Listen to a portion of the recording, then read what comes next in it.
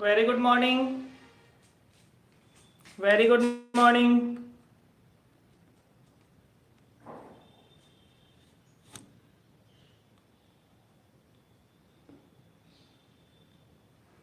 फटाफट से आ जाए बेटा सभी लोग। Good morning Gunjan, Gunjan good morning. Okay बेटा, चलिए स्टार्ट करते हैं फटाफट से। हम AS 19 पढ़ रहे थे, अकाउंटिंग स्टैंडर्ड 19 पढ़ रहे थे। क्वेश्चन नंबर 1 लेसी की बुक्स में हमने अकाउंटिंग कर ली थी। बहुत अच्छा लगा, आप सबने आंसर भी भेजा था करके। बहुत अच्छा लगा कि आप सबने आंसर भी भेजा था करके। चलिए फटाफट से क्वेश्चन नंबर 2 लेसर की बुक्स में अकाउंटिंग कैसे करते हैं वो समझते हैं। Accounting in the books of lessor.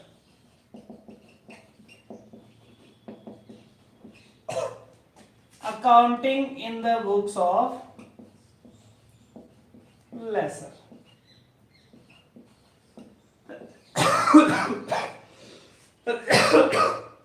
बेटा लेसर क्या करेगा?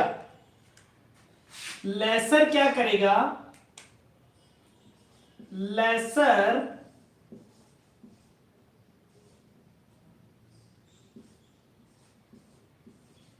Records lessee account.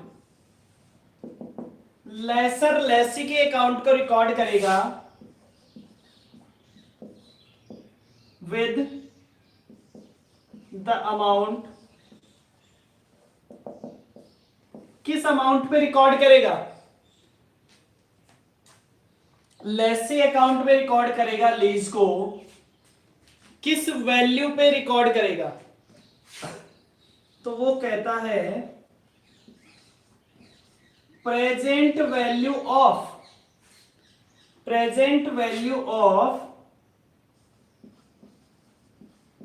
Lease rental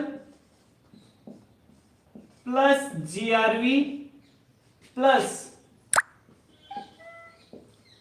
UGRV plus GRV plus UGRV। वो इसको ऐसे भी लिखते हैं, वो इसको इस तरह से भी लिखते हैं।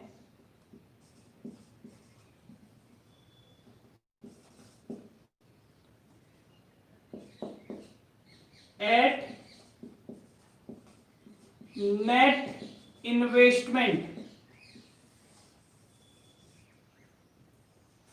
वो इसको इस तरह से भी लिखते हैं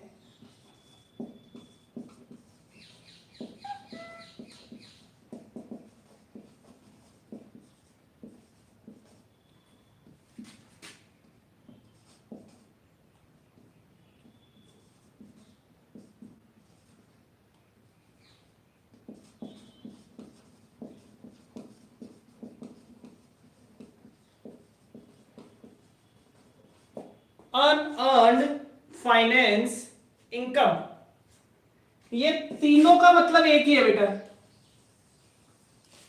इन तीनों का मतलब एक ही है। ग्रॉस इन्वेस्टमेंट का मतलब होता है जो सारा पैसा उसे मिलने वाला है। भाई लेसर को क्या क्या मिलेगा?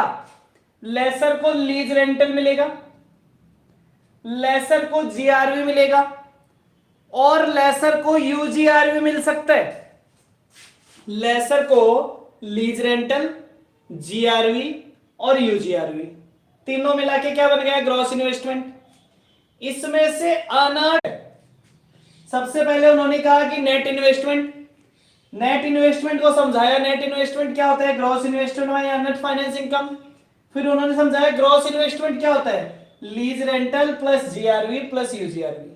तो आपको तो दिमाग ही नहीं लगाना, सबसे पहला काम क्या करना है? तीनों चीजें उनकी प्रेजेंट वैल्यू निकालो और उस वैल्यू पे रिकॉर्ड कर लो। कर सकते हैं? इस वैल्यू को निकालने में कोई प्रॉब्लम होगी क्या?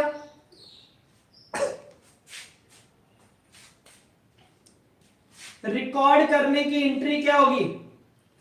रिकॉर्ड करने की एंट्री क्या होगी? यहां तक ये बात क्लियर है बेटा? ये बात क्लियर है तो आगे बढ़ते हैं, फटाफट से बताओ। ये रिकॉर्ड करने वाली एंट्री हो जाएगी एंट्री नंबर 1 लेसर की बुक में। लेसर की बुक में एंट्री नंबर 1, लेसर की बुक में एंट्री नंबर 1 क्या होगी कि साहब कौन सी वैल्यू पे रिकॉर्ड किया जाएगा? Accounting treatment.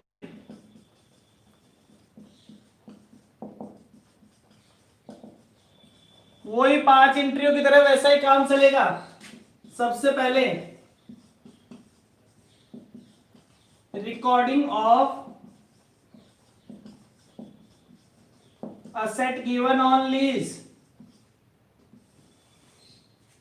असेट को लीज पे देगा तो क्या एंट्री करेगा?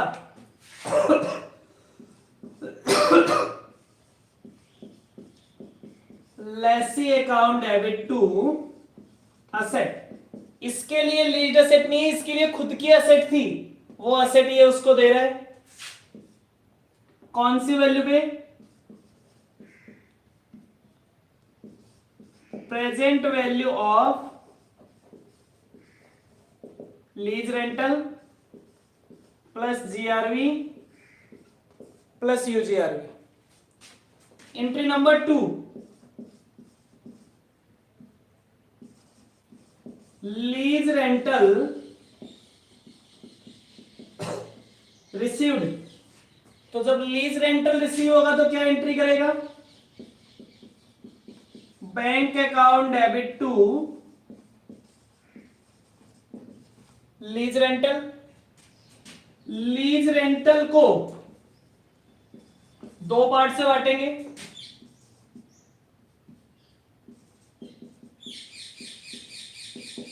Divided sorry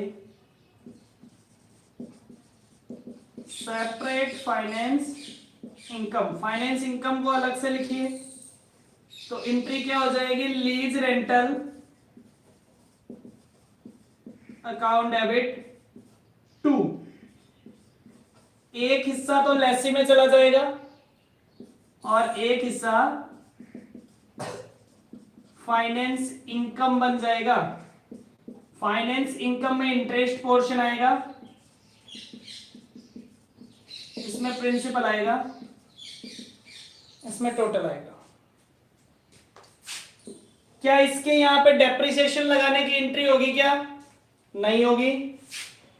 entry number 4 finance income को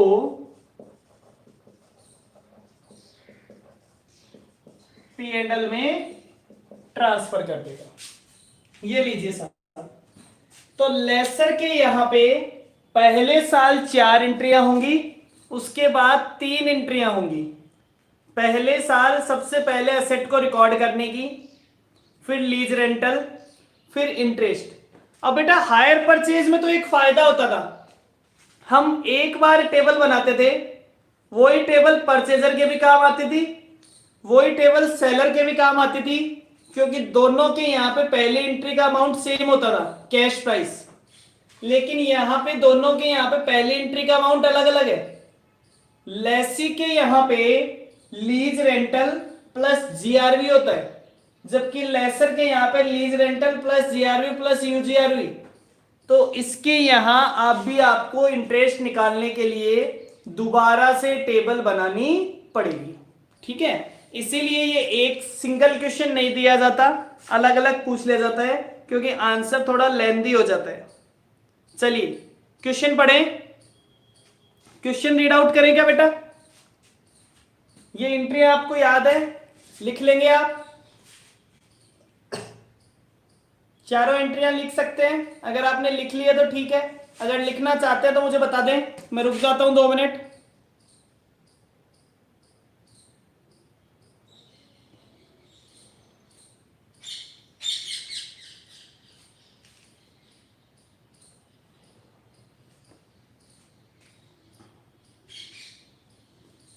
डन, ओके बेटा। चलिए क्वेश्चन सेम है, वही क्वेश्चन है जो फर्स्ट क्वेश्चन कल था। Do the accounting in the books of lessor. आपको लेसर की बुक में अकाउंटिंग करनी है, आपको लेसर की बुक में अकाउंटिंग करनी है। चलिए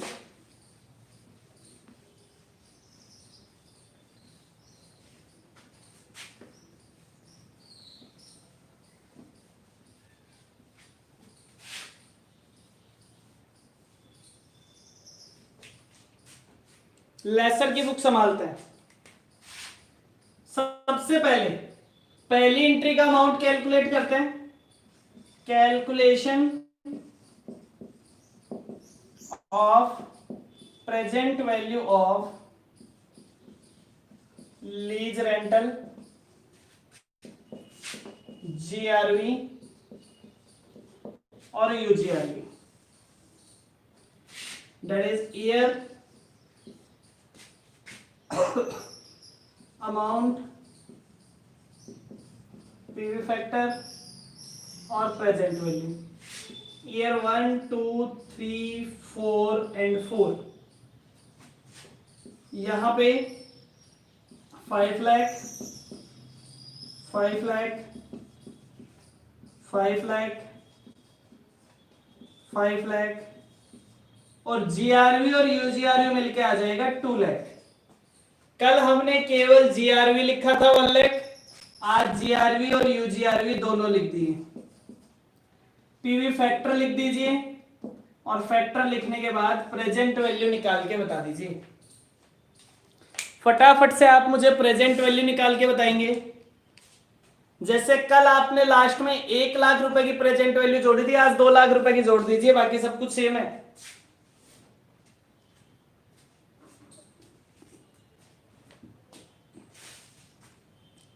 फोर्थ ईयर का 1 लाख का और निकाल लीजिए और कल वाली वैल्यू में ऐड कर दीजिए। केवल यहां पे जाके तो 1 लाख रुपए बढ़े हैं, बाकी तो सेम ही है।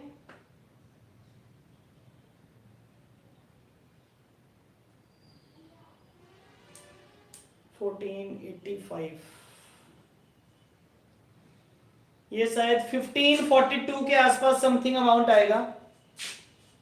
15,41,900, 15,41,900, 15,41,900। ठीक है बेटा, परफेक्ट। चलिए इतना काम हो गया, ये सभी कैलकुलेट कर लेंगे। प्रेजेंट वैल्यू जैसे कल कैलकुलेट किया था। सॉरी, दोबारा हायर परचेज का टेबल बनाना है। दोबारा हायर परचेज वाला टेबल क्या करने के लिए? प्रिंसिपल और इंटरेस्ट को अलग अलग करने के लिए। कॉलम नंबर 1 ईयर, फिर ये कहता है outstanding lease liability at the beginning, amount,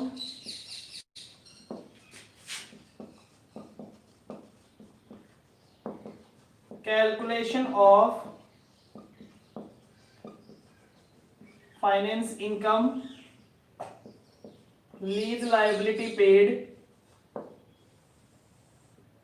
और outstanding lease liability at the end. ये लीजिए,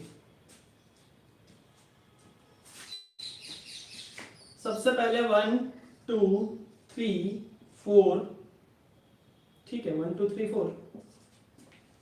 शुरू में कितने रुपए बाकी थे? 15,41,900। पिछली बार कल स्टार्ट हुआ था 14,85,000 से, आज हो गया 15,41,900। अमाउंट कितना? अमाउंट है 5 लाख। फाइनेंस इनकम बताइए, 15,41,900 का 14.97%।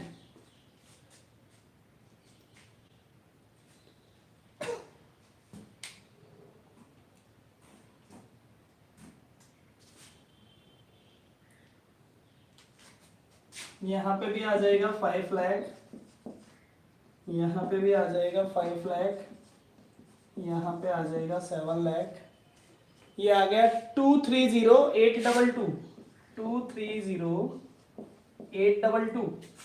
तो बचा हुआ अमाउंट आ गया 269,178 और बैलेंस आगे आ जाएगा, बैलेंस आगे आ जाएगा।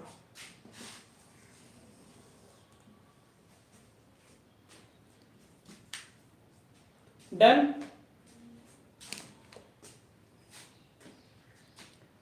क्या ये टेबल पूरी कंप्लीट हो जाएगी?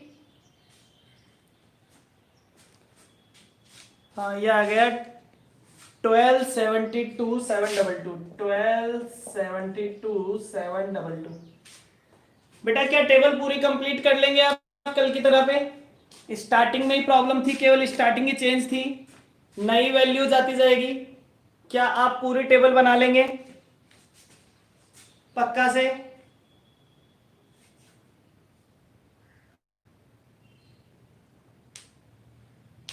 Yes sir. और टेबल बनाने के बाद पहले साल आपको 4 एंट्रियां पास करनी है और आगे के सालों में 3 एंट्रीज पास करनी है। लीज रेंटल आपको यहां पता है, उसको 2 पार्ट्स में बांटो और पी एंड एल में ट्रांसफर कर दो। कर सकते हैं ना ये काम? जैसे कल किया था सेम वैसे ही आज करना है, ठीक है। ये कॉन्सेप्ट था बेटा फाइनेंस लीज। लेसी के यहां कैसे अकाउंटिंग करते हैं और लेसर के यहां पे कैसे अकाउंटिंग करते हैं। फाइनेंस लीज सभी को क्लियर है? फाइनेंस लीज सभी को क्लियर है ना बेटा? कोई दिक्कत, कोई कंफ्यूजन? मेरे अकॉर्डिंग किसी को नहीं होना चाहिए, ठीक है। बता दे फटाफट से, आगे बढ़ जाए। यस सर, क्लियर है। नेक्स्ट आता है बेटा ऑपरेटिंग लीज। नेक्स्ट आता है operating lease. Operating lease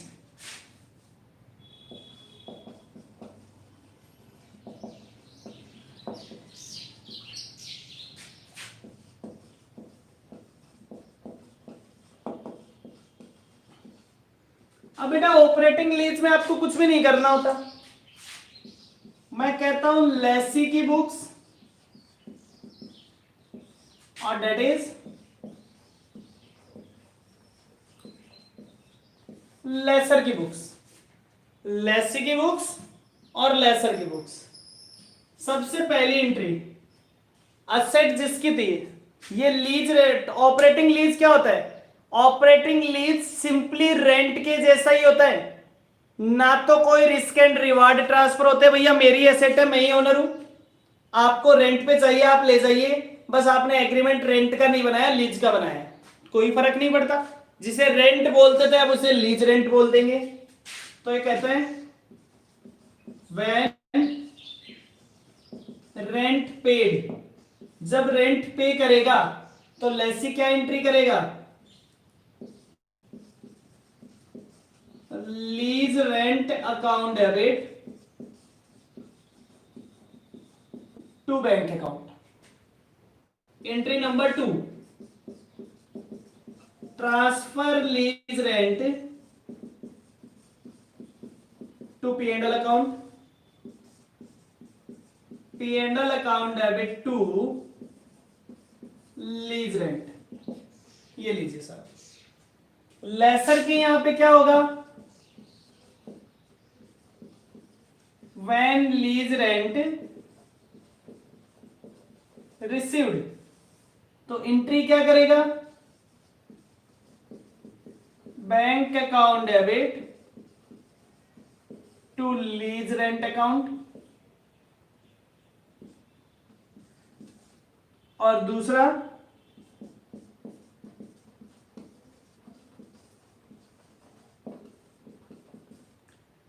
transfer lease rent to P and L. Entry हो जाएगी lease rent account debit to P and L account. Simple rent का कॉन्सेप्ट है। रेंट में हम क्या करते हैं, रेंट जब पे करते हैं तो बैंक के rent account debit to bank और रेंट को पी एंड एल में ट्रांसफर कर देते हैं, वैसे ही लीज रेंट। तो ऑपरेटिंग लीज किसकी तरह होती है, ऑपरेटिंग लीज एक नॉर्मल रेंट की तरह ही होती है। और उसमें डेप्रिसिएशन कौन लगाता है, जिसके पास असेट थी लेसर था वही, जैसे पहले डेप्रिसिएशन लगा रहा था वैसे ही अब लगाता रहेगा। उसके यहाँ पे असेट को ट्रांसफर करने की कोई एंट्री नहीं होती है। लीगल ओनर भी वही होता है और डीम्ड ओनर भी वही होता है। Is it clear? Operating lease में कोई दिक्कत नहीं है।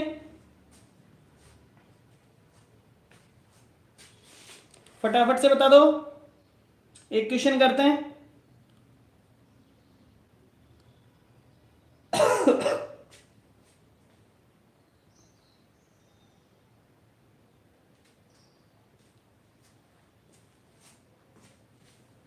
Yes sir. Question number 3, question number 3, Amit purchased a computer for 44,000 and leased out to Sumit for 4 years on lease basis. ठीक है। After the lease period value of computer is 3,000 which he released after selling it in the second hand market. ठीक है, दूसरे market में ले जाके बेच दिया। Lease amount payable at the beginning of the year 22,000, 13,650, 6,820 और 3,410। डेप्रिसिएशन लगाया जाता है 40% की रेट से। You are required to pass the necessary entries in the books of Amit and Sumit. ये लीजिए साहब, अमित और सुमित की बुक्स में एंट्री करनी है। इसमें जहां पे शुरू में है वहां पे आप लिख लीजिएगा ऑपरेटिंग लीज। ठीक है, इसमें शुरू में लिख लीजिएगा ऑपरेटिंग लीज।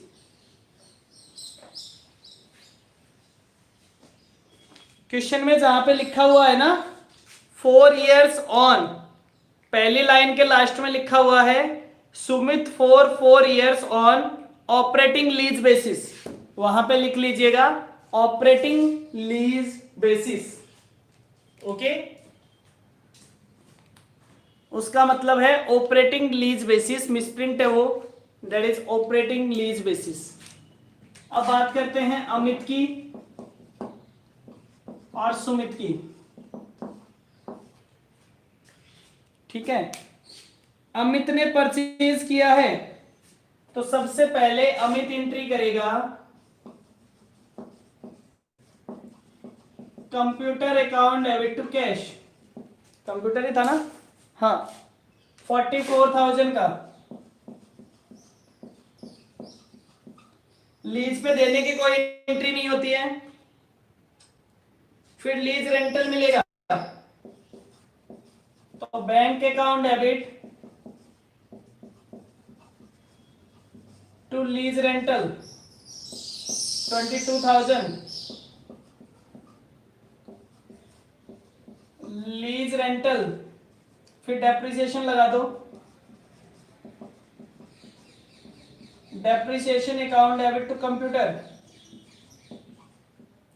44,000 का 40%, 44,000 का 40%, 17,600। एंट्री नंबर 4,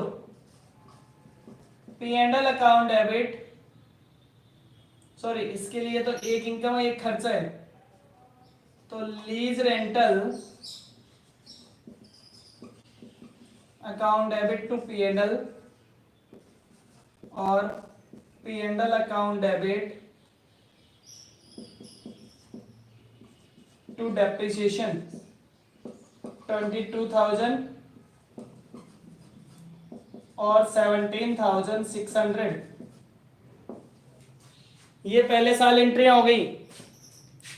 कौन कौन सी एंट्री हो गई? सबसे पहले कंप्यूटर खरीदा, फिर जब उसे लीज पे दे दिया तो लीज रेंटल मिल गया, डेप्रिसिएशन लगा दिया, लीज रेंटल और डेप्रिसिएशन को पीएनएल में ट्रांसफर कर दिया। सुमित के यहां जाइए, सुमित को कोई समस्या ही नहीं है। सुमित कहता है lease rental account debit to bank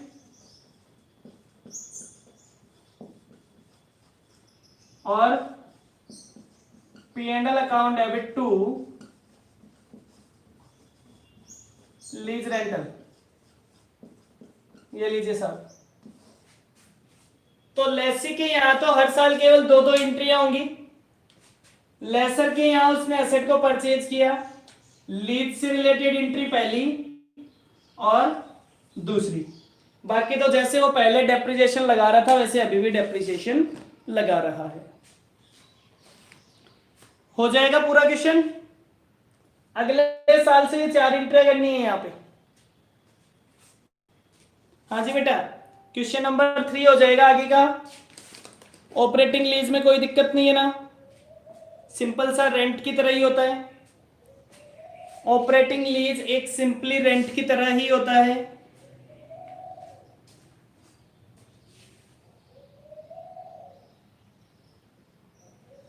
yes sir. चलिए आगे बढ़ते हैं।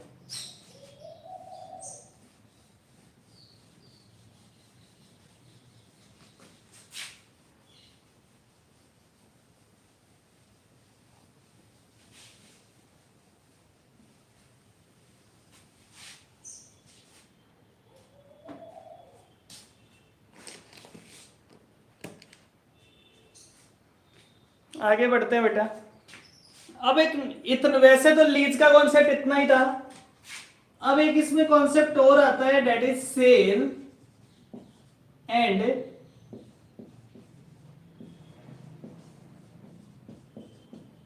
Lease back. Sale and lease back. मान लो बेटा मेरी एसेट थी, एक मेरी एसेट है जिसे मैं खुद काम में लेता हूं, ठीक है, मेरी ही एसेट है और मैं ही उसे काम में लेता हूं, लेकिन मैंने क्या कर दिया, मैंने उस एसेट को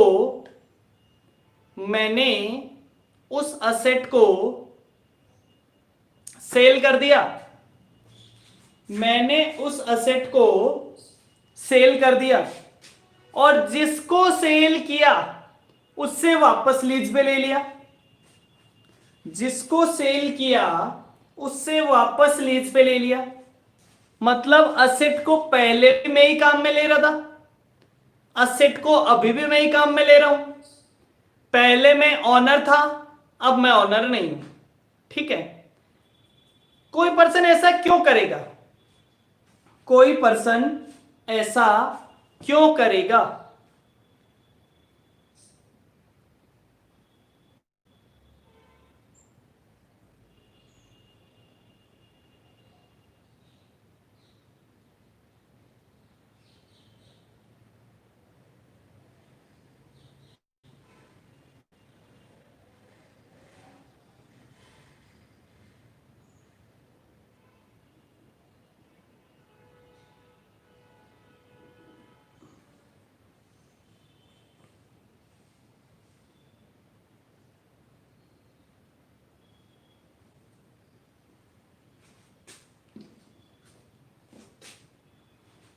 जल्दी से बताइए बेटा। भाई मैंने आपको कहा कि मेरी एक एसेट है, मेरे पास एक मशीन है जिसे मैं काम में लेता हूं, मैंने उस मशीन को किसी और को बेच दिया और फिर उससे वापस रेंट लीज पे ले लिया। ऐसा क्यों करेगा?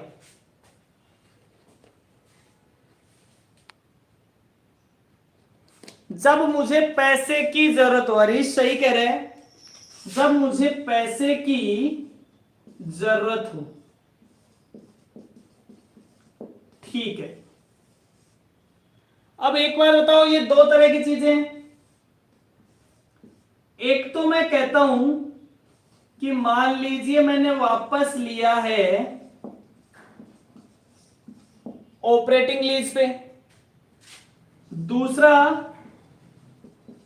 मैंने वापस लिया है फाइनेंस लीज पे। पहला मैंने वापस लिया है ऑपरेटिंग लीज पे और मैंने वापस लिया है फाइनेंस लीज पे।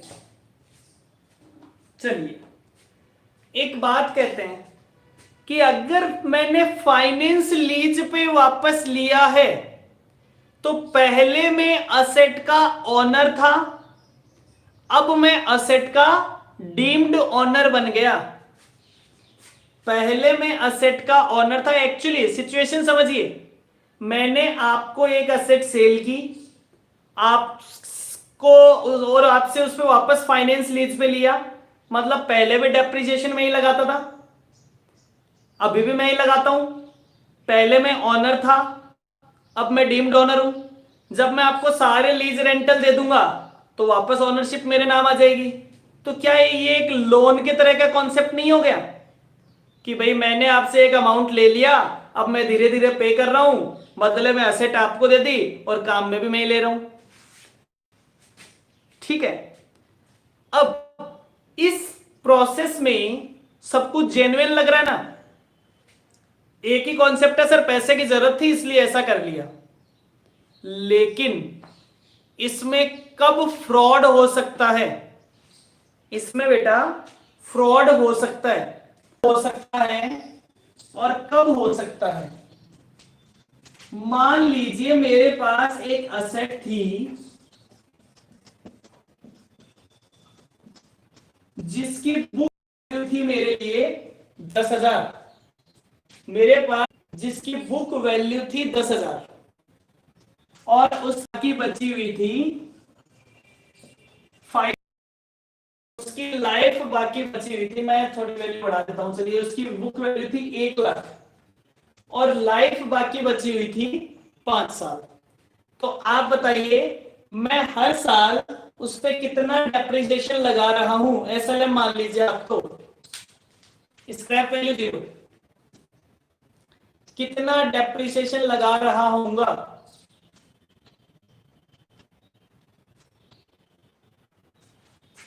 हर्ष सुन के समझ लो, जरूरी है क्या? सुन लो, 1,00,000 रुपए एक असेट की बुक वैल्यू है, 1,00,000 रुपए। बेटा वॉल्यूम क्लियर आ रही है ना? सुन लीजिए, एक असेट की वैल्यू है 1,00,000 रुपए, उसकी लाइफ बची हुई है 5 साल की, उसकी लाइफ बची हुई है 5 साल की। तो आप उस पर हर साल कितना डेप्रिसिएशन लगाएंगे?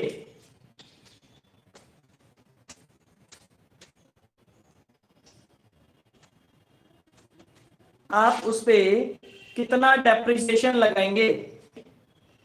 अब आप आगे समझिए कि मैंने उस असेट को सेल कर दिया आपको 50 लाख में, मैंने वो असेट आपको सेल कर दी 50 लाख रुपए में। ठीक है, मैंने वो असेट आपको सेल करी 50 लाख रुपीस में। ठीक है, तो मुझे एक प्रॉफिट हो गया, मेरी बुक्स में एक प्रॉफिट हो गया। अगर वो मैंने असेट आपको 50 लाख रुपीस में सेल कर दी तो मुझे एक प्रॉफिट हो गया कितने रुपए का? 49 लाख का। 1,00,000 रुपए मेरे पास जो असेट थी वो मैंने आपको अगर 50 लाख में सेल कर दी तो मुझे प्रॉफिट हो गया 49 लाख का। क्या मेरा इस साल का प्रॉफिट बढ़ जाएगा 49 लाख से? यस और नो?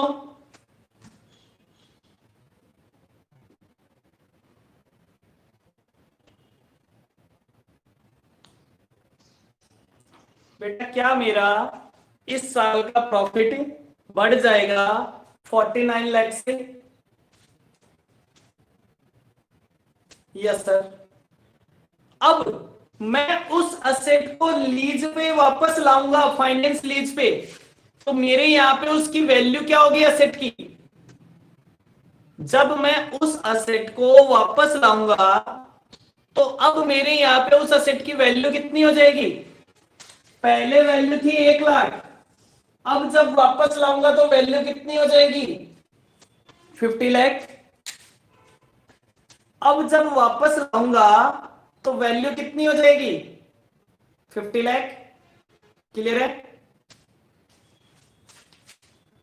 लाइफ कितनी रहेगी? लाइफ थोड़ी ना चेंज हो जाएगी, लाइफ में कोई चेंज नहीं होगा, लाइफ वही रहेगी जो पहले थी।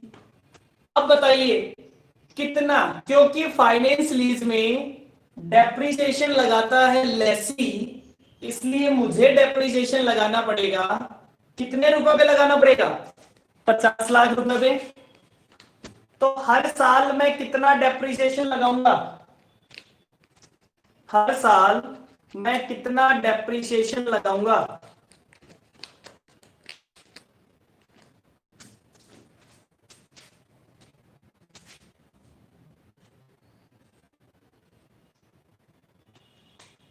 की असेट 10 लाख रुपए, मतलब अगर ये तो भी मेरे पास ही पड़ी थी, मैं डेप्रिसिएशन लगा रहा था 20,000 का, मैंने इस असेट को लीज पे दिया, अपनी बुक में एक प्रॉफिट रिकॉर्ड किया और असेट को वापस से काम में लेना स्टार्ट कर दिया और डेप्रिसिएशन लगाना स्टार्ट कर दिया 10 लाख रुपए।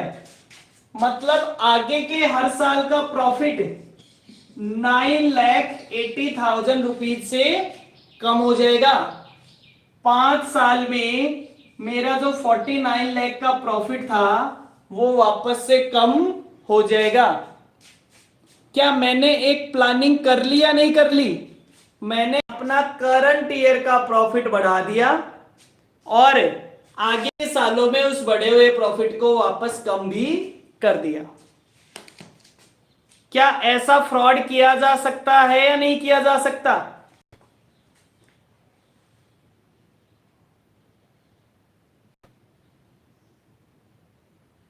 मतलब इस साल का प्रॉफिट बढ़ा लिया, आगे के सालों का प्रॉफिट कम कर दिया। पहले भी एसेट को मैं ही काम में ले रहा था, पहले भी ऑनर में ही था, अभी भी काम में मैं ही ले रहा हूं और अभी भी डीम्ड ऑनर मैं ही हूं। ये फ्रॉड किया जा सकता है। तो इस फ्रॉड को रोकने का तरीका क्या है? इस फ्रॉड को रोकने का तरीका लाया गया, इस फ्रॉड को रोकने का तरीका लाया गया। क्या तरीका लाया गया इस फ्रॉड को रोकने का? बेटा प्रॉब्लम क्या थी? आपने इस साल बढ़ा के प्रॉफिट रिकॉर्ड किया और आगे के सालों में एडजस्ट कर दिया। वो कहते हैं अगर आप असेट को उसकी फेयर वैल्यू से एक्सेस अमाउंट पे सेल करते हैं, फेयर वैल्यू से एक्सेस अमाउंट पे सेल करते हैं, डन, फेयर वैल्यू से एक्सेस अमाउंट पे सेल करते हैं, तो वो एक्सेस प्रॉफिट आप फर्स्ट ईयर में रिकॉर्ड नहीं करेंगे, उसे डिवाइड कर देंगे लीज टर्म में in the ratio of depreciation. आप तो सीधा इंपल समझ लो, उसे डिवाइड कर देंगे लीज टर्म में। कहां डिवाइड कर देंगे? लीज टर्म में डिवाइड कर देंगे। क्लियर है? अब देखो जो 50 लाख रुपए 49 लाख का मुझे प्रॉफिट हुआ है, वो प्रॉफिट मैं पहले साल रिकॉर्ड नहीं करूंगा, वो प्रॉफिट में आगे के 5 सालों में 9,80,000, 9,80,000 और 9,80,000 रिकॉर्ड करूंगा। अब एक तरफ मेरा डेप्रिसिएशन आएगा 10 लाख, तो दूसरी तरफ मेरी इनकम आ जाएगी 9,80,000। अल्टीमेट नेट इफेक्ट क्या पड़ेगा? 20,000 का डेप्रिसिएशन। तो असेट मेरे पास होती तो भी 20,000, असेट को लीज पे वापस लिया तो भी 20,000। Is it clear? और अगर फेयर वैल्यू पे बेचते हैं और अगर हम फेयर वैल्यू पे ही सेल करते हैं तब कोई दिक्कत ही नहीं है। अगर हम, अब तो सबके पास वीडियो क्लियर आ रहा होगा, अगर हम फेयर वैल्यू पे ही सेल करते हैं तो फिर तो कोई दिक्कत ही नहीं है। अब सभी के पास वीडियो क्लियर आ रहा होगा? हाँ, तो इतनी बात समझ गए अगर आप वापस से समझ लीजिए, मैं पूरा कॉन्सेप्ट एक लाइन में बता रहा हूं। अगर आप असेट को सेल करते हैं, लीज पे वापस लेते हैं, और वो वापस ली हुई लीज फाइनेंस लीज है, तो आपने असेट को फेयर वैल्यू से जितने भी ज्यादा में बेचा है, तो फेयर वैल्यू से ज्यादा वाला प्रॉफिट आप इनिशियल ईयर में रिकॉर्ड नहीं करेंगे, उसे लीज टर्म में बांट देंगे। ठीक है, तो बोले उसे लीज टर्म में बांट देंगे। फटाफट से क्वेश्चन नंबर 4, फटाफट से क्वेश्चन नंबर 4 देखते हैं। क्वेश्चन नंबर 4 आपको क्या कह रहा है? एच लिमिटेड सेल मशीनरी जिसकी डब्ल्यूडीवी थी 400 लाख और सेल कितने में किया है? 500 लाख में। The same machinery was leased back to H limited by B limited for 10 years resulting in finance lease. What should be the treatment of profit? तो बोले profit of ₹100 lakh will be divided into 10 years, that is lease term in the books of lesser।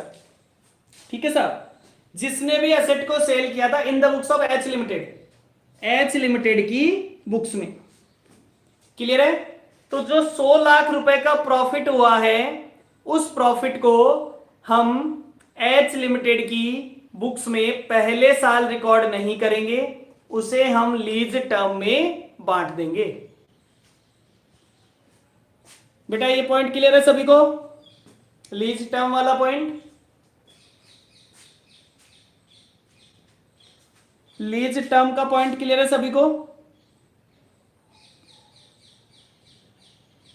भाई दिक्कत कहां है? कोई दिक्कत नहीं आती।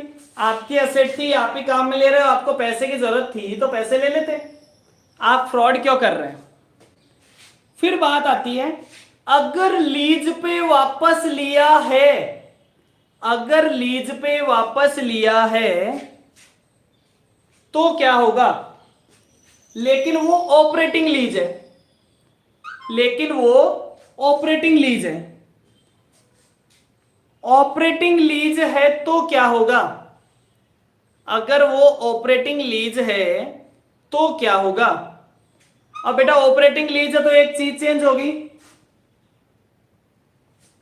अगर ऑपरेटिंग लीज है तो एक बात चेंज होगी, पहले मैं ऑनर था, अब मैं ऑनर नहीं हूं। मतलब पहले मैं डेप्रिसिएशन लगाता था, अब मैं डेप्रिसिएशन नहीं लगाऊंगा। मतलब मैं 49 लाख का प्रॉफिट तो रिकॉर्ड कर सकता हूं फ्रॉड करके, लेकिन बाद में उसे वापस कम नहीं कर सकता ज्यादा डेप्रिसिएशन लगा के। ये बात क्लियर है? तो ऑपरेटिंग लीज में फ्रॉड होने के चांसेस कुछ कम होते हैं। जब आप उसे ऑपरेटिंग लीज पे वापस लेते हो तो फ्रॉड होने के चांसेस कुछ कम होते हैं। ठीक है बेटा? अब ऑपरेटिंग लीज में रिकॉर्ड कैसे करते हैं, उसमें हमें 15 मिनट्स लगेगी, वो अपन कल देखेंगे लास्ट वाले क्वेश्चन के साथ। ओके बेटा, क्लियर?